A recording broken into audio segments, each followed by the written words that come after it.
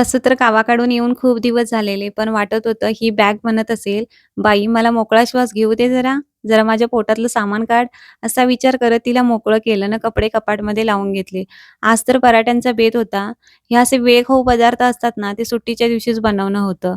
त्यासाठी इकडे स्टफिंगसाठी भाजी बनवणं चालू होतं. आता माझ्याकडे स्मॅशर नसल्यामुळे किसणीवरच काम निभावून घेतलं.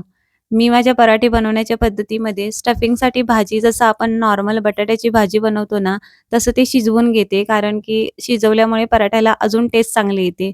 तुम्ही कसं करता ते नक्की मला सांगा.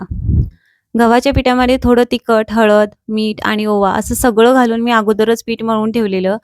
हे असं पुरणपोळीसारखं मालं बनवून पराठे बनवून घेतले.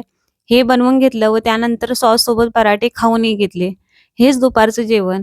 आता म्हणायला फक्त सुट्टी, पण कामं रोजची असतातच. ती करावीच लागतात नाही का? ऑफिसला जरी सुट्टी असली ना, तरी घरच्या कामांना काही सुट्टी नसते. वीकडेज ऑफिसला द्या आणि वीकेंड घराला द्या, असंच काहीसं म्हणावं लागेल. ही सगळी कामं आटोपून झाल्यानंतर घराकडून आणलेले शेंगा खात-खात संध्याकाळ होत आली. घरीच किती वेळ राहायचं म्हणून बाहेर जरासं फिरूनही आले. वाटेतच कोल्हापुरी चहाचा स्टॉल होता. तर चहासाठी पायांना फुल स्टॉप दिला. म्हटलं, "थांबा, चहा पिऊ." त्यानंतर गणेश मंदिरमध्ये दर्शन घेऊन घरी आले. तर असा होता सुट्टीचा एक दिवस. आजच्यासाठी एवढंच. भेटू नेक्स्ट व्हिडिओमध्ये. बाय.